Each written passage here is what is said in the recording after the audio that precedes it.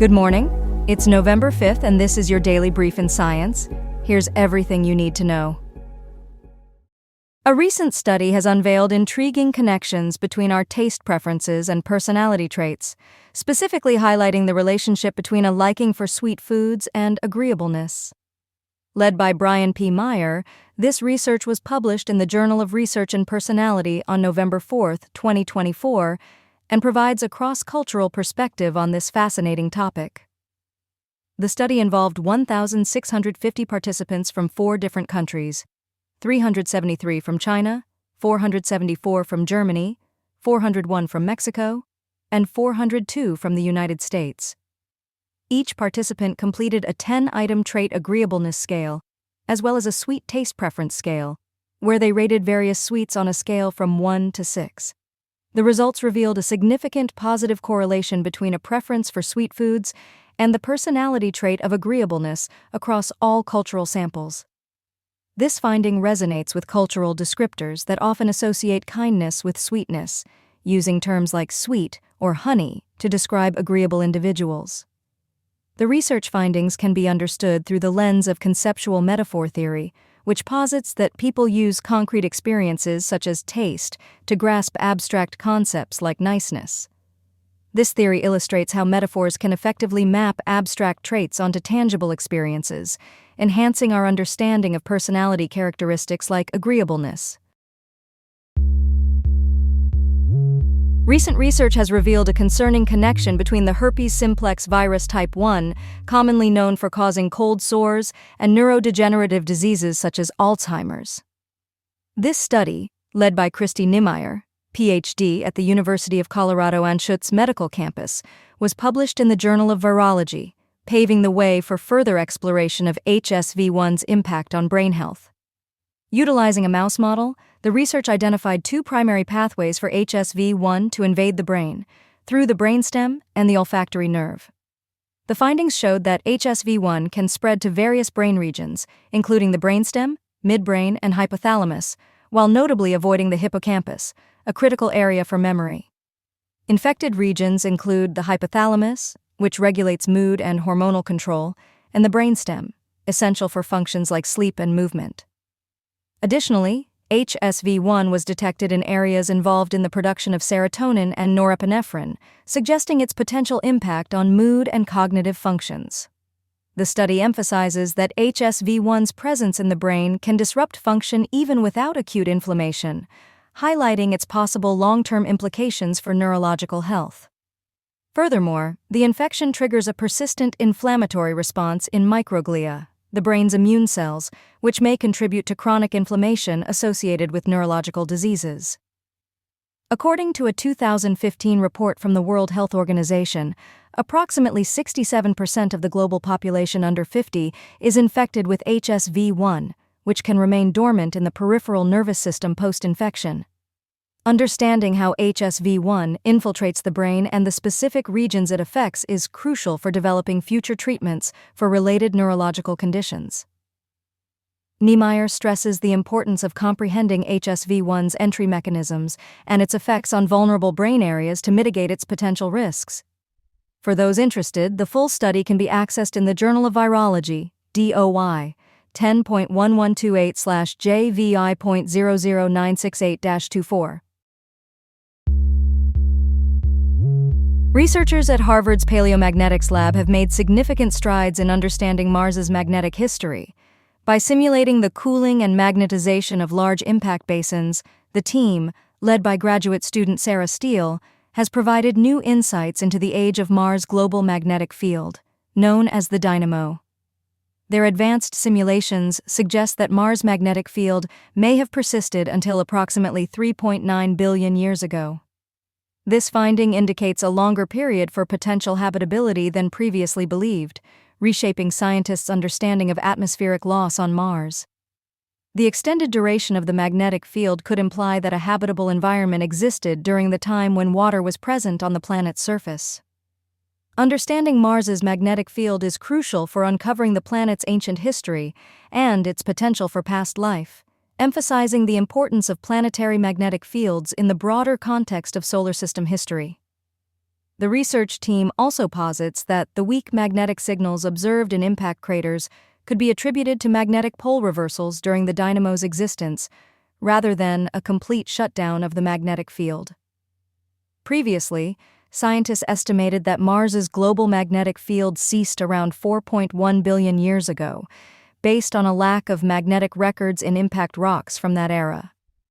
The Martian geodynamo, responsible for its magnetic field, cooled rapidly due to heat loss, leading to a cessation of convection and a weakened magnetic field. This study builds on earlier research, including the analysis of the Martian meteorite Allen Hills 84001, which provided evidence of magnetic field reversals and suggested a longer-lasting magnetic field. These findings, published in August 2024 in the journal Nature Communications, challenge earlier estimates and open new avenues for research into Mars's magnetic history.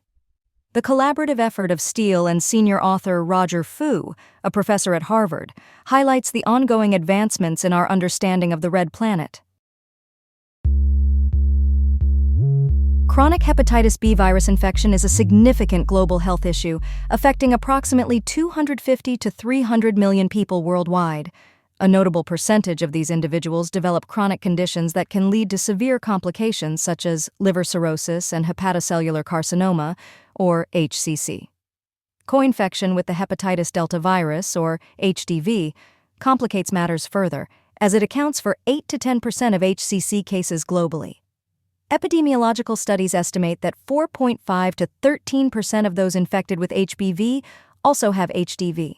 Research indicates that this co-infection significantly worsens liver damage, tripling the likelihood of developing HCC and doubling hepatitis-related mortality rates. Patients with chronic HBV and HDV co-infection experience a higher incidence of liver cirrhosis and HCC compared to those infected with HBV alone. The median progression time to cirrhosis is 5 years, while the time to HCC is about 10 years. Active replication of HDV is a major risk factor for HCC, presenting a threefold increase in long-term risk, although this risk decreases once cirrhosis is established. The clinical management of HCC in patients with HBV and HDV co-infection poses unique challenges due to the complex interactions between the two viruses and the severity of liver disease.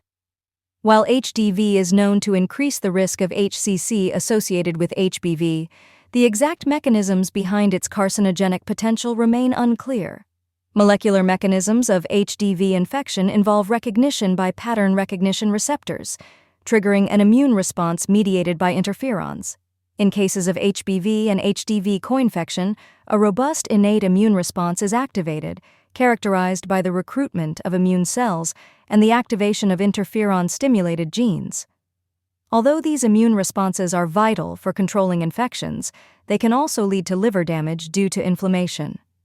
Recent studies emphasize the role of specific immune cell types, such as natural killer cells and T cells, in the liver's response to HBV and HDV infections, highlighting the complexity of these immune interactions. The relationship between HBV and HDV is intricate, with HDV potentially exerting both direct and indirect oncogenic effects, including alterations in the tumor microenvironment and immune response. A recent study has revealed a surprising connection between a specific bacteria and the growth of Aedes aegypti mosquito larvae. Conducted by the universities of Exeter and Wageningen, the research shows that exposure to Aceiobacteria significantly accelerates the growth of these larvae. The study found that adding Aceiobacteria to the water where mosquito larvae develop can reduce their larval development time by 1 day. This finding holds potential for mass rearing efforts, which require millions of adult mosquitoes for various health programs. In addition to speeding up development, the presence of Aceiobacteria also alters the overall bacterial community in the water, leading to a reduction in potentially harmful parasitic bacteria. While the exact mechanism by which Aceia accelerates larval development remains unclear, it appears to involve creating low oxygen conditions that stimulate essential hormone production for growth. Professor Ben Raymond from the University of Exeter emphasized the importance of microbiomes in species development, noting that Aedes aegypti larvae cannot thrive without a supportive microbiome. previous assumptions about the benefits of Asea bacteria had not been rigorously tested until this study. Aedes aegypti mosquitoes are known vectors for diseases such as dengue, yellow fever, and Zika virus, which has led global health programs to seek innovative control strategies. These strategies increasingly involve mass release programs utilizing non-biting male mosquitoes that are either sterile or inhibit disease transmission.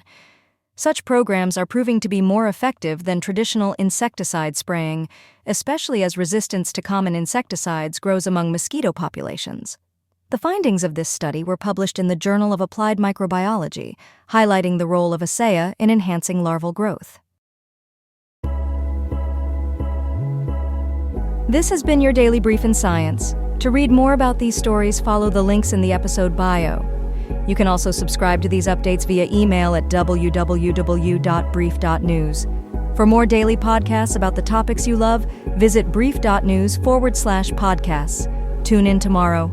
We'll be back with everything you need to know.